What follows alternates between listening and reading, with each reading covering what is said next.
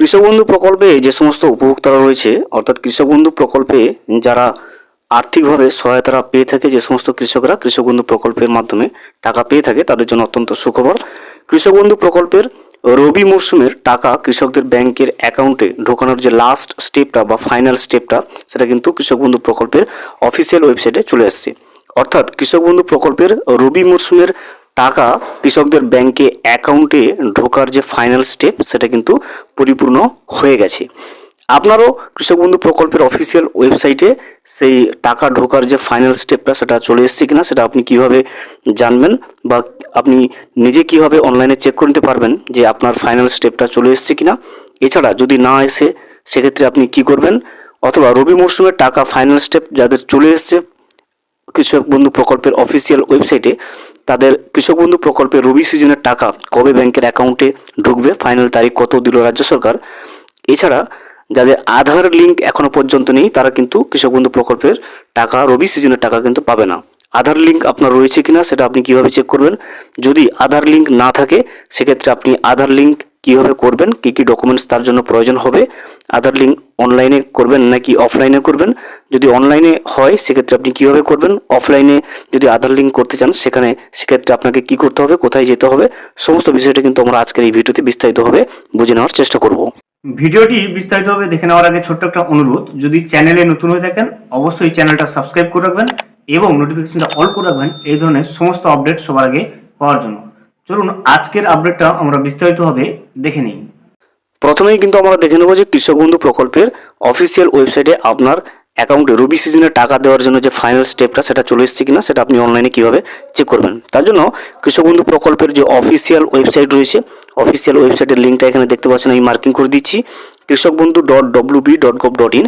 লিঙ্কটা আমি ডেসক্রিপশন বক্সে দিয়ে রাখবো, আপনি সেই লিঙ্কে ক্লিক করে সরাসরি এই ওয়েবসাইটে চলে আসবেন। এখানে আসার পরে আপনি নিচের দিকে স্ক্রল করবেন, স্ক্রল করার পরে আপনি দেখবেন নথিভুক্ত কৃষকের তথ্য বলে একটা অপশন পেয়ে যাবেন। এখানে দেখুন নথিভুক্ত কৃষকের তথ্য লেখা থাকবে, এই নথিভুক্ত কৃষকের তথ্যের উপরে ক্লিক করবেন। নথিভুক্ত কৃষকের তথ্যের উপরে ক্লিক করলে আপনার সামনে নতুন ইন্টারফেস চলে আসবে। এই ইন্টারফেসের মাধ্যমে কিন্তু আপনি কৃষক বন্ধু প্রকল্পের আপনার পেমেন্টের স্ট্যাটাসটা, রবি সিজনে টাকা ঢোকার যে ফাইনাল স্টেপটা চলে এসেছে কিনা, অথবা আপনার যে পেমেন্টের স্ট্যাটাস সেটা কিন্তু আপনি এখান থেকে চেক করে নিতে পারবেন। দু তিনটে অপশন পেয়ে যাবেন এখানে। প্রথমে দেখুন সিলেক্ট অপশন এবং মাঝে সিলেক্ট অপশন বলে অপশন রয়েছে, আপনি এই সিলেক্টের উপরে কিন্তু ক্লিক করবেন। সিলেক্টের উপরে ক্লিক করলে কিন্তু আপনার সামনে দেখবেন অনেকগুলো অপশন খুলে যাবে।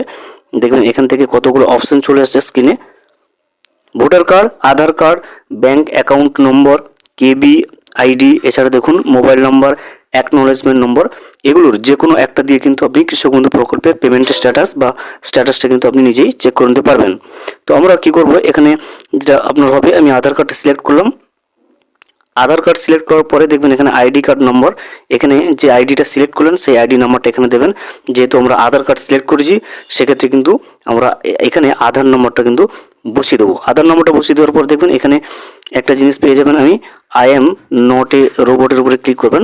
আধার কার্ড সিলেক্ট করার পরে আপনি কিন্তু দেখবেন এখানে নিচে অপশন পেয়ে যাচ্ছেন আইডি কার্ড নম্বর, অর্থাৎ যেহেতু আমি আধার কার্ড সিলেক্ট করলাম সেক্ষেত্রে কিন্তু আমি এখানে আধার নম্বরটা দেবো, এবং আধার নম্বরটা দেওয়ার পরে দেখবেন এখানে I am not a robot রয়েছে, এই জায়গাটি কিন্তু একটা টিক করে দেবেন, এবং তারপর নিচেই কিন্তু সার্চ অপশন রয়েছে, সার্চ অপশনের উপরে ক্লিক করে নেব।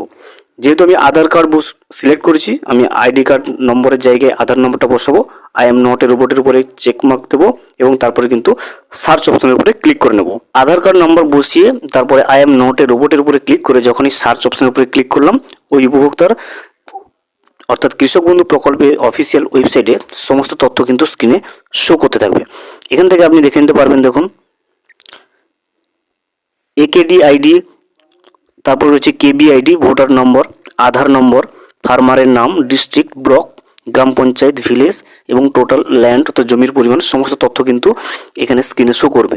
সিকিউরিটি পারপাসের কারণে কিন্তু এই তথ্যগুলো ব্লার করা থাকবে। আপনি এখানে দেখবেন, এই জায়গায় দেখবেন স্ট্যাটাসের জায়গায় রয়েছে অ্যাপ্রুভ, এবং আপনি ট্রানজ্যাকশন স্ট্যাটাসের ঘরে কিন্তু নতুন অপশন কিন্তু চলে আসছে, দেখবেন অ্যাকাউন্ট ভ্যালিড, অর্থাৎ প্রথমে কিন্তু ট্রানজ্যাকশন সাকসেস থাকে, পেমেন্ট হয়ে যাওয়ার পরে তারপর জিনিসটা ফাঁকা হয়ে গেছিলো, তারপরে কিন্তু ডিডিএ অ্যাপ্রুভ, এডিএ আপলোডেড, এগুলোর আসার পরে কিন্তু আসেনি, কিন্তু সরাসরি এই জায়গাতে অ্যাকাউন্ট ভ্যালিড কিন্তু অপশন চলে আসছে। অর্থাৎ কৃষক বন্ধু প্রকল্পের রবি সিজনে টাকা দেওয়ার ফাইনাল স্টেপটা কিন্তু ইতিমধ্যে কৃষক বন্ধু প্রকল্পের কিন্তু অফিসিয়াল ওয়েবসাইটে চলে এসেছে।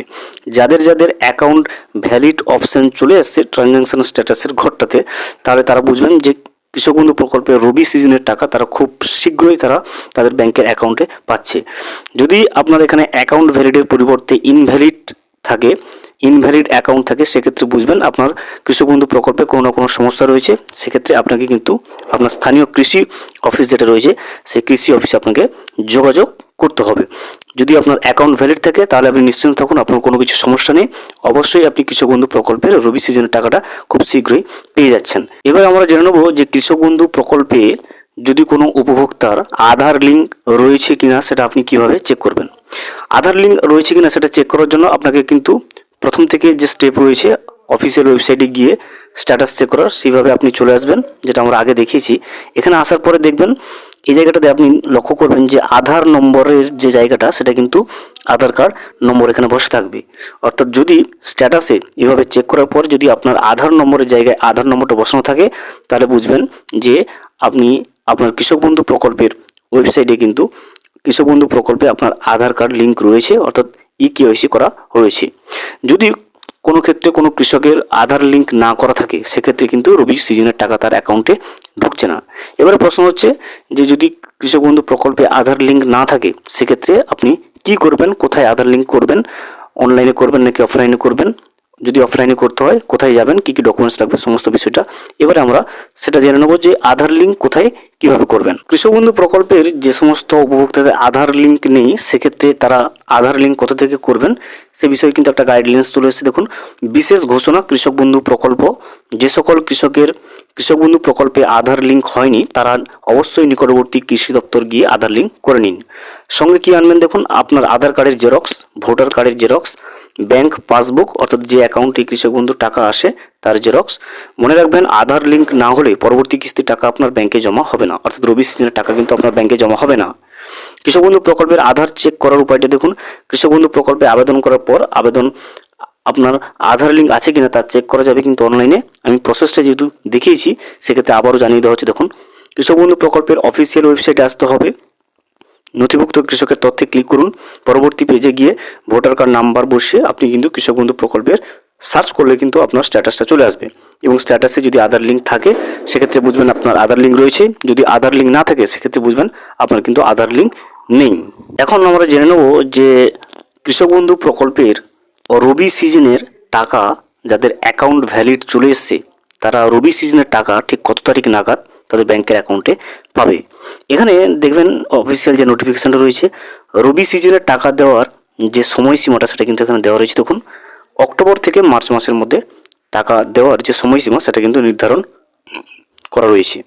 এখানে প্রথমে দেখুন এনরোলমেন্ট রয়েছে 1 অক্টোবর থেকে 28 অথবা 29 ফেব্রুয়ারি, অর্থাৎ রবি সিজনের জন্য এনরোলমেন্টের যে সময়টা, নাম নথিভুক্তকরণের যে সময়সীমাটা সেটা অক্টোবরের 1 তারিখ থেকে 28 বা অথবা 29 ফেব্রুয়ারি পর্যন্ত দেওয়া রয়েছে। এছাড়া দেখুন approval and uploading by the block সেটা দেওয়া রয়েছে কিন্তু 5th day of each month from October to March, অর্থাৎ অক্টোবর থেকে মার্চ মাসের 5 তারিখ নাগাদ কিন্তু পঞ্চম দিনে কিন্তু অ্যাপ্রুভাল করা হয় এবং আপলোডিং করা হয় ব্লকের দ্বারা। এরপরে যেটা রয়েছে ভেরিফিকেশান এবং ট্রান্সমিশন যেটা রয়েছে ডিস্ট্রিক্টের দ্বারা সেটা কিন্তু মাসের 10 তারিখ করে দেওয়া হয়েছে, এবং ভ্যালিডেশন এবং ডিমান্ড জেনারেশন এবং পেমেন্ট ম্যান্ডেট যেটা রয়েছে সেটা কিন্তু 15 তারিখ করা রয়েছে প্রতি মাসের, অক্টোবর থেকে মার্চ মাসের। এবারে পেমেন্ট যেটা দেওয়া রয়েছে, দেখুন ডিবিটির দ্বারা যে পেমেন্টটা ছাড়বে রাজ্য সরকার তরফ থেকে সেটা কিন্তু 25th day of the month, অর্থাৎ 25 তারিখের মাসে। যদি কোনো উপভোক্তার অ্যাকাউন্ট অর্থাৎ কৃষক বন্ধু প্রকল্পের অফিসিয়াল ওয়েবসাইটে অ্যাকাউন্ট ভ্যালিড অপশানটা চলে এসছে, সেক্ষেত্রে আমরা বলতে পারি যে বিভিন্ন আগের যে কৃষক বন্ধু প্রকল্পের রবি সিজনের টাকা দেওয়ার সময়সীমাগুলোকে সামনে রেখে আমরা বলতে পারি যে 2025 সালের রবি সিজনের টাকা কিন্তু যাদের অ্যাকাউন্ট ভ্যালিড অপশান চলে এসছে তারা ডিসেম্বরের 1st উইকে কিন্তু পেতে চলেছে রাজ্য সরকার তরফ থেকে কৃষক বন্ধু প্রকল্পের প্রত্যেকটা কৃষক বন্ধু প্রকল্পে যারা নথিভুক্ত রয়েছে কৃষকদের ব্যাংকের অ্যাকাউন্টে ডিসেম্বরের প্রথম সপ্তাহে কিন্তু কৃষক বন্ধু প্রকল্পের রবি সিজনের টাকা তাদের ব্যাংকের অ্যাকাউন্টে ঢুকতে চলেছে। ভিডিওটি সম্পূর্ণভাবে দেখার জন্য অসংখ্য ধন্যবাদ। এখনও পর্যন্ত যদি চ্যানেলে নতুন হয়ে থাকেন এবং সাবস্ক্রাইব না করে থাকেন, অনুগ্রহ করে চ্যানেলটা সাবস্ক্রাইব করে পাশে থাকবেন।